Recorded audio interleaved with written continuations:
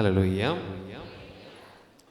March மாதத்திலே முக்கியமான விழாக்கள் தெரியுமா? சூசியப்பர். ஆமாம், எல்லாரும் சூசியப்பர் தான். அதுக்கப்புறம் வேற மாதாவுடைய என்ன ஃபீஸ்ட்டு? ஆமாம், அனன்சியேஷன். அதுக்கு தமிழில் என்ன சொல்லுவாங்க? கேட்கல. மங்கள வார்த்தை காலமா? கிறிஸ்து பிறப்பு அறிவிப்பு. ஆமாம், நானும் பார்த்து தான் எழுதுனேன். ஓகேவா? எங்களை போல எனக்கும் தெரியல, எனக்கு இங்கிலீஷ் தான் தெரியும், நானும் பார்த்து எழுதி வச்சிருக்கேன். ஓகே, கிறிஸ்து பிறப்பு அறிவிப்பு என்னைக்கு? இது மார்ச் 25. ஆமாம், எல்லாரும் தெளிவாக இருக்கிறாங்க. ஓகே, இந்த மாதாவுடைய கிறிஸ்து பிறப்பு அறிவிப்பு அந்த விழாவை, பெருவிழாவை பற்றி கேள்விப்படும் பொழுது மாதாவுடைய வாழ்க்கையில் யார் வராங்க? இயேசு வராங்களா? கப்ரியேல் தூதர் வராங்க. கப்ரியேல் தூதர் வந்து இயேசுனுடைய பிறப்பை பற்றிய அறிவிப்பு கொடுக்குறாங்க. அந்த அறிவிப்பு கொடுக்கும் பொழுது நல்ல சந்தோஷமான அறிவிப்பு கொடுக்குறாங்க இல்லையா? நல்ல அறிவிப்பு தானே? ஆமாம், நல்ல அறிவிப்பு தான். அதை பற்றி கொஞ்சம் நேரத்துக்கு அப்புறம் யோசிப்போம்.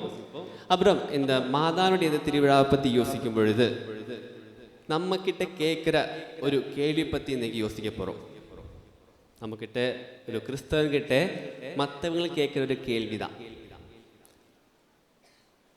இயேசுவுக்கு சகோதரங்கள் இருந்தார்களா?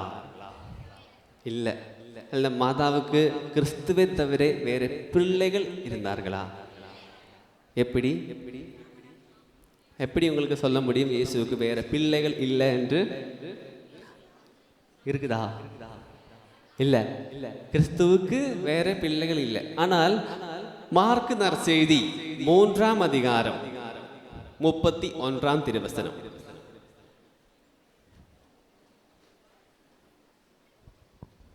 மார்க் நற்செய்தி 3ஆம் அதிகாரம் 31ஆம் திருவசனம். அப்பொழுது அவருடைய தாயும் சகோதரர்களும் வந்து வெளியே நின்று கொண்டு அவரை வர சொல்லி ஆள் அனுப்பினார்கள். அப்புறம் மார்க் நற்செய்தி 6ஆம் அதிகாரம் 3ஆம் திருவசனம். இவர் தச்சர் அல்லவா? மரியாவின் மகன் தானே? யாக்கோபு, யோசே, யூதா, சீமோன் ஆகியோர் இவருடைய சகோதரர் அல்லவா? இவர் சகோதரிகள் இங்கு நம்மோடு இருக்கிறார்கள் அல்லவா என்றார்கள். இயேசுவுக்கு சகோதரர்கள் இருக்கிறார்களா இல்லையா? ஆமாம். ஆனால் நிறைய இடங்களே நம்மக்கிட்ட கேட்குற ஒரே ஒரு கேள்விதான். இந்த 2 வசனம் வரும். அதுக்கு லூக்கா நற்செய்தியிலே இந்த சேம் ஒரு பேட்டர்னில் ஒரு பாசேஜ் இருக்கும். அங்கே இங்கே இப்படி தான் சொல்லுவாங்க, இயேசுனுடைய சகோதரர்களும் சகோதரிகளும் வெளியே வந்து நின்று இயேசுவை பார்க்கறதுக்காக விரும்பி இருக்கிறார்கள். ஆனால் இங்கே இதுக்கு பதில் இயேசு என்ன சொல்லுவாங்க?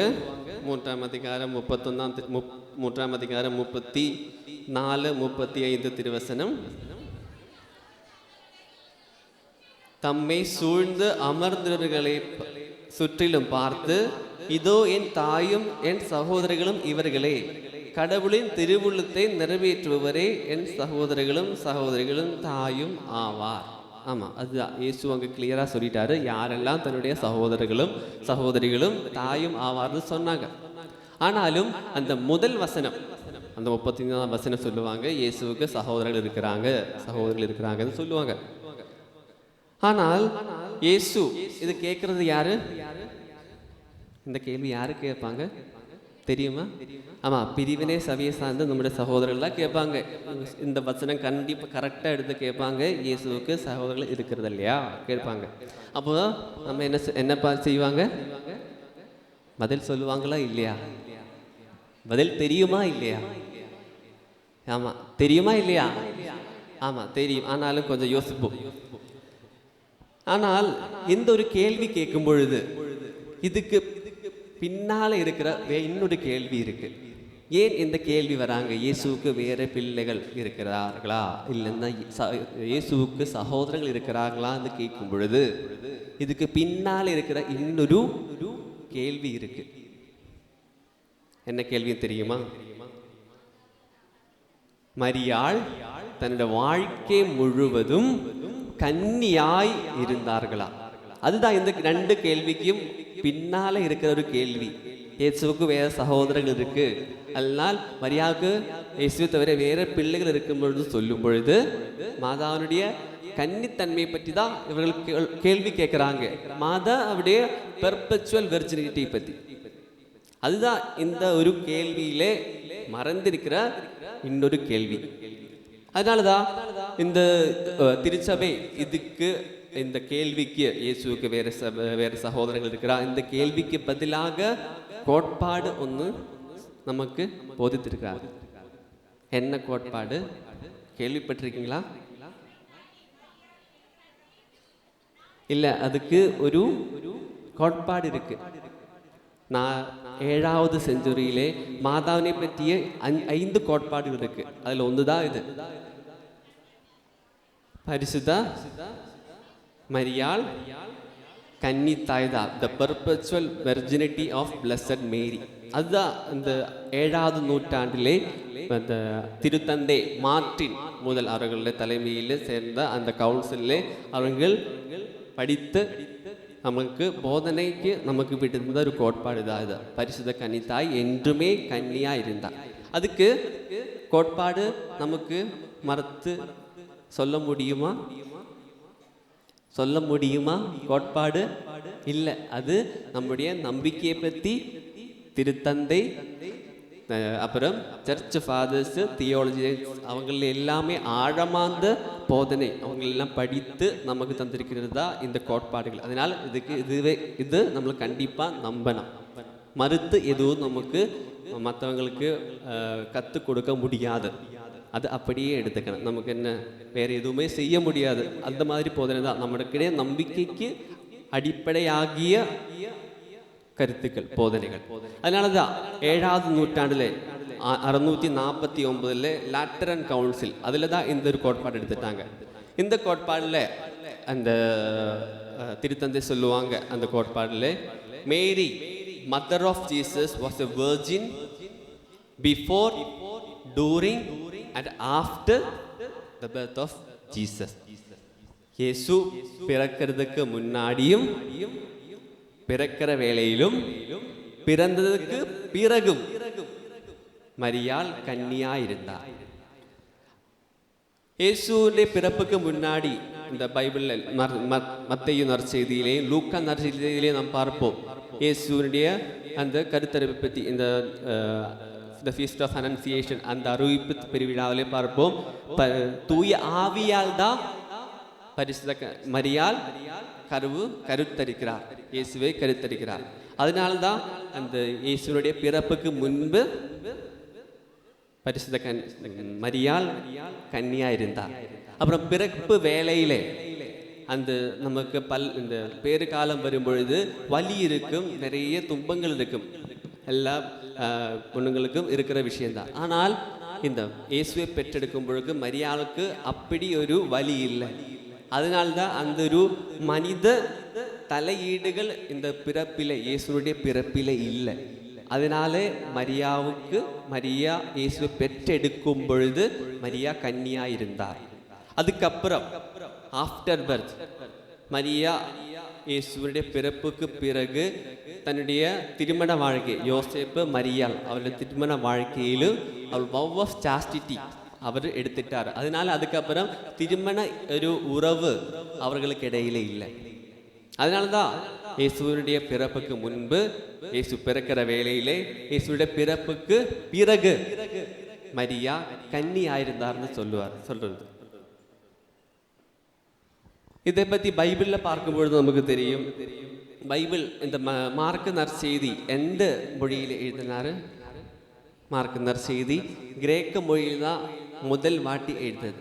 அதில் எழுதும் பொழுது இந்த சகோதரங்கள் 3ஆம் அதிகாரம் 31ஆம் திருவசனில் வாசித்தது போல அங்கே அவங்க பயன்படுத்துகின்ற வார்த்தை அடல்ஃபோய், அதுக்கப்புறம் அடல்ஃபாய், அதுதான் 2 சகோதரங்கள் சகோதரர்கள் அதுக்கு பயன்படுத்தின வேர்டு அடல்ஃபோய், சகோதரிகள் அதுக்கு அடல்ஃபாய். ஆனால் இந்த ரெண்டு வேர்டுக்கும் ஒரு பிரச்சனை இருக்கு. இதுக்கு மீனிங் பிரதர்ஸ் அல்ல சகோதரங்கள், சகோதரன் சகோதரி, அந்த மீனிங் இருக்கு. ஆனால் இது மட்டும் அல்ல அதனுடைய மீனிங்.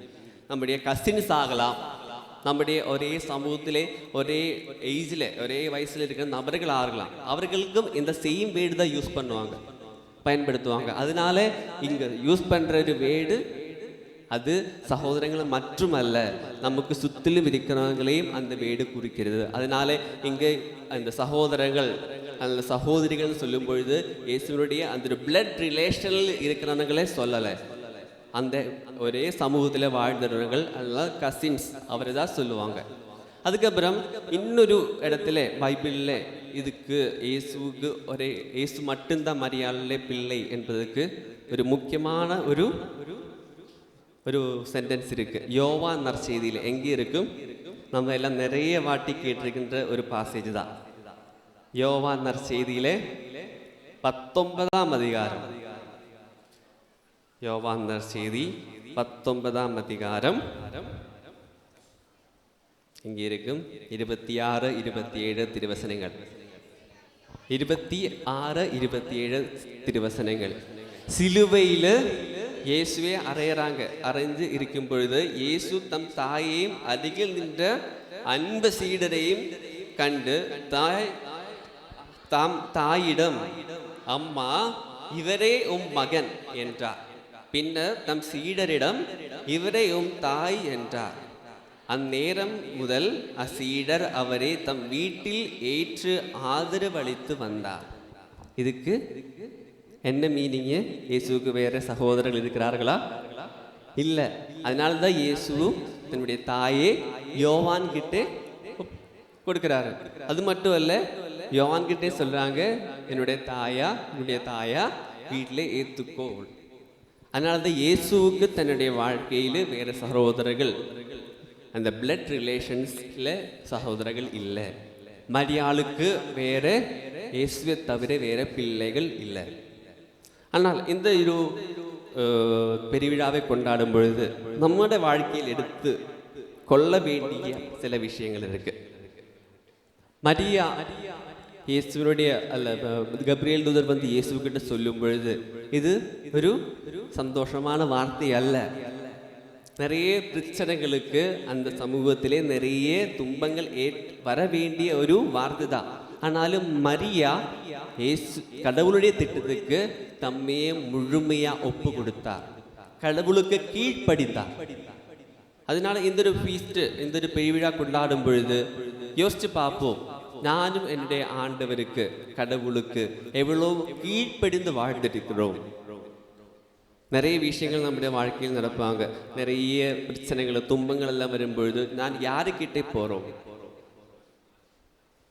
இயேசுவுக்கு ஒப்பு கொடுக்கறதுக்கு நமக்கு முடிக்கிறதா? அதனால இந்த தவ காலத்திலே பயணம் செய்துட்டு இருக்கும் பொழுது யோசிச்சு பார்ப்போம். ஒரு நிமிடம் கண்கள் மூடி நம்முடைய இதுவரையுள்ள வாழ்க்கையை யோசிச்சு பார்ப்போம். நான் கடவுளுக்கு எவ்வளோ கீழ்ப்பிடிந்து வாழ்ந்துட்டு இருக்கிறேன்? கடவுளுக்கு நான் என்னோட வாழ்க்கையில் முதல் இடம் கொடுக்கிறதா? இதுக்காக தான் இந்த தவக்காலம், என்னுடைய மனம் மாறி ஆண்டவர்கிட்ட வர்றதுக்கு. அதனாலே யோசிச்சு பார்ப்போம், ஆண்டவருக்கு நம்மை முழுமையா ஒப்பு கொடுப்போம். கண்கள் மூடி ஒன்று சேர்ந்து ஜெபிப்போம். பரிசுத்த கன்னி தாயோடு சேர்ந்து, பரிசுத்த கன்னி தாயோடு நம்மை முழுமையாக ஒப்பு கொடுத்து கண்கள் மூடி வண்ணம் ஜெபிப்போம். அருள் நிறைந்த மரியே வாழ்க, ஆண்டவர் உம்முடனே, பெண்களுக்குள் ஆசி பெற்றவர் நீரே, உம்முடைய திருவயிற்றின் கனியாகிய இயேசுவும் ஆசி பெற்றவரே. விடுத மரியே, இறைவனின் தாயே, பாவிகளாக இருக்கிற எங்களுக்காக இப்பொழுதும் எங்கள் இறப்பின் வேளையிலும் வேண்டிக் கொள்ளும். ஆமீன். அருள் நிறைந்த மரியே வாழ்க, ஆண்டவர் உம்முடனே, பெண்களுக்குள் ஆசி பெற்றவர் நீரே, உம்முடைய திருவயிற்றின் கனியாகிய இயேசுவும் ஆசி பெற்றவரே. புனித மரியே, இறைவனின் தாயே, பாவிகளாக இருக்கிற எங்களுக்காக இப்பொழுதும் எங்கள் இறப்பின் வேளையிலும் வேண்டிக் கொள்ளும். ஆமீன். அருள் நிறைந்த மரியே வாழ்க, ஆண்டவர் உம்முடனே, பெண்களுக்குள் ஆசி பெற்றவர் நீரே, உம்முடைய திருவயிற்றின் கனியாகிய இயேசுவும் ஆசி பெற்றவரே. புனித மரியே, இறைவனின் தாயே, பாவிகளாக இருக்கிற எங்களுக்காக இப்பொழுதும் எங்கள் இறப்பின் வேளையிலும் வேண்டிக் கொள்ளும். ஆமீன். தந்தைக்கும் மகனுக்கும் தூய ஆவியாருக்கும் ஆட்சி உண்டாவதாக.